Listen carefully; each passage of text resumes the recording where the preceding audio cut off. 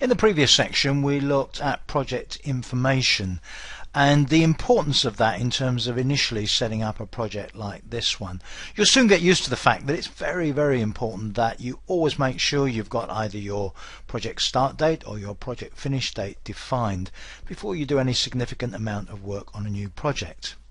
Now I'm going to add some more tasks to this project, but before I do we also need to look at a couple of settings in project options. Now you should remember that we access project options from Backstage View, so click on File, Options, and then the page we want in this case is the Schedule page. So the section we need is this one, Scheduling Options for this project. Note that there is a drop down at the top there, housebuild01.mpp it currently says. If I click on the drop down I get a choice between the options for all new projects or the options for this specific project. Now at this stage I'm only going to work on the options for this specific project, but it may well be that you always do have the same options in this section for all of your projects, in which case make sure you've got them the same in the all new projects case. But let's just look at this specific project now, so select that. Earlier on we set up new tasks are created auto scheduled. The second item here is auto scheduled tasks are scheduled on. This means when I enter a new task into the schedule and it's an auto scheduled task, which is the default, on which date is the task scheduled to begin? And the task is scheduled to begin on the project start date. Now there are actually two options here. Project start date is one, the other one is current date, and I'm going to choose current date. That means that when I enter an auto scheduled task it will be scheduled to begin on today's date, the date that I'm actually entering the task. Now alongside that the duration will be entered in, and you can choose units for duration. You can choose minutes, hours, days, weeks, months. For this building type project, days is a pretty good option because you mostly measure things in numbers of days. But obviously if you were dealing with a very short term project, very short term tasks, you might want to go for minutes or hours. Maybe a much bigger, more strategic type of project, you may want tasks to be in weeks or months. Days is the option we're going to use here. I'll come back to this work is entered in and default task type and new tasks are effort driven. I'll come back to all that when we talk about work a little bit later on in the course. But there are a couple of other options here that we need to look at now.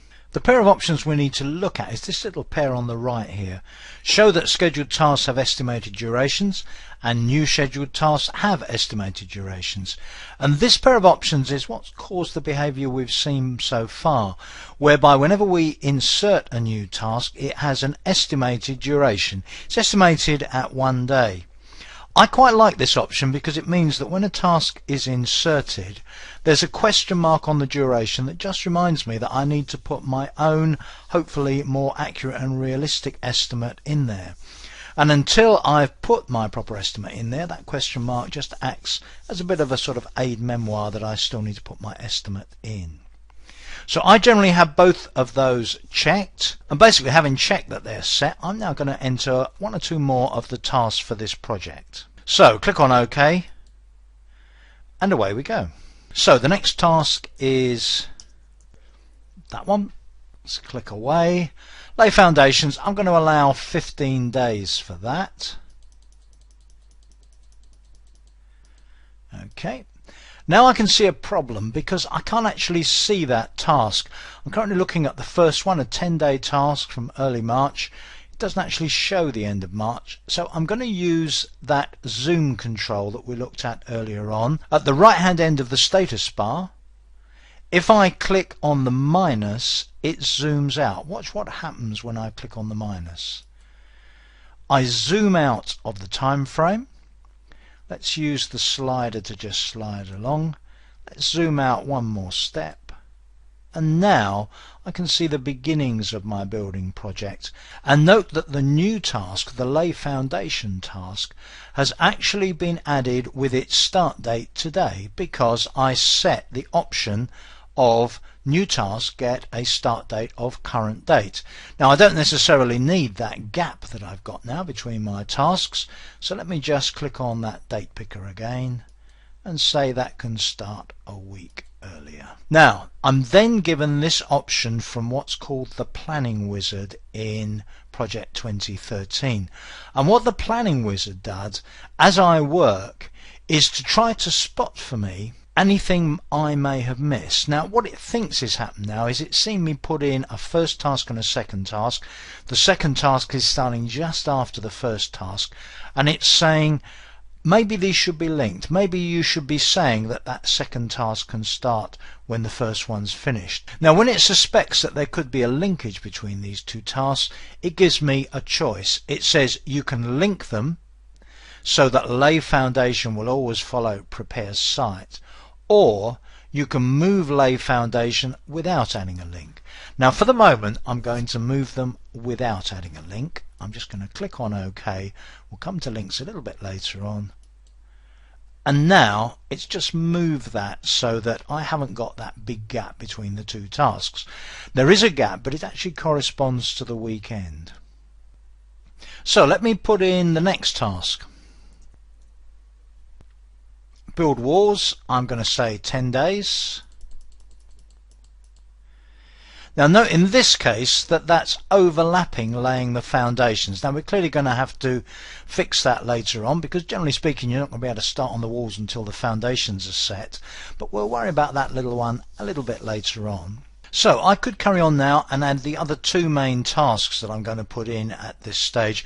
But first of all I'd like to show you one other thing. If you go back into Backstage View, down into the options, and on the display page, one of the options right at the bottom there is entry bar. Check entry bar, click on OK, and you get an entry bar. It's a bar, it's a bit like the entry bar in Excel if you're used to using Excel, and instead of typing into the task name, or in fact any other cell in this table, you can type in the entry bar instead. So my next task is fit windows and doors. When I've typed what I want to type, I can click on the tick to commit the change, or on the cross to cancel it. So I'm going to click on the tick at this stage, and that's an alternative to clicking elsewhere within the Gantt chart in general in order to commit a piece of typing. Click in the next cell, and again you note that the 1 day question mark is selected. I can just click in the entry bar and change that, say to 12 days. Click on tick. Some people prefer to use the entry bar than typing directly into the table here. I actually quite like using the entry bar, but I pretty much use either depending on the situation that I'm in. If you don't want to use the entry bar, it does take up a little bit of space on the screen. If you don't need it, you just switch it on and off in the project options as you saw just now. And talking of saving some space, what I'm going to do now is to switch off the timeline, because I'm not going to be using it for the moment. Go to the View tab on the ribbon, and in the Split View group, uncheck Timeline. And then I'm going to put in the fifth of these tasks. The fifth task is going to be Fit Roof, and that's going to be another 15-day task. And in this case, I'm just going to type in there 15 days. Note that's also scheduled starting today. Bit of work to do on my schedule obviously, but we'll come back to that a little bit later on. Now in case you've had any trouble following this so far, I'm now going to save this project file as the first of the example files that are available to you that came with the course. Just show you again, you can do a file save as. This time I'm going to the folder that has the accompanying files in it. And that is the one. It's SSI Project 2013 example01.mpp. Save there. And then before I finish this section, just one other thing. If you go into Backstage View and the Info tab on the right, you'll see Project Information. This gives summary information about the project that I'm working on. So in this case it says the start date is March 4th, finish date is now April 12th. So according to my current building schedule, that's when the last task will finish. I know that's not right, but that will be corrected as we go along. And then there's information like schedule from, current date, start date, when it was last modified, today, the project calendar priority.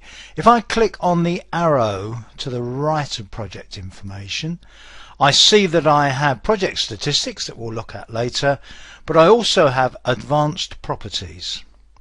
Now with the advanced properties, I can set some properties that are really more related to the file than they are to the actual workings of Microsoft Project. So apart from showing me this file name, I can put it in a subject,